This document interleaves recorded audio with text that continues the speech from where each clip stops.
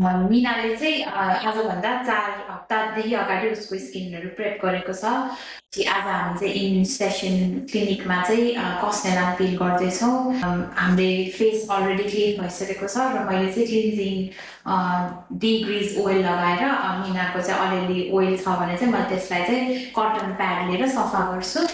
अनि मैले चाहिँ सेन्सिटिभ एरियाहरूमा चाहिँ भ्यासेलिन लगाएर त्यसलाई प्रोटेक्ट गर्छु। चाहिँ यो कस्नेलान पिल घरमा यो लगाएर घरमा जाँदा पनि हुन्छ, क्लिनिकमा बस्नै पर्छ भन्ने छैन।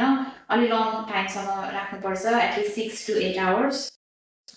यिनीहरू स्टार्ट गर्छु।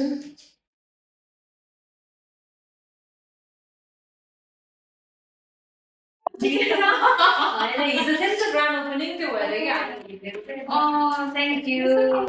हामीलाई चाहिँ हाम्रो क्लाइन्टहरूले यसरी बिचरा ल्याइदिनु भएको हाम्रो ओपनिङ थियो।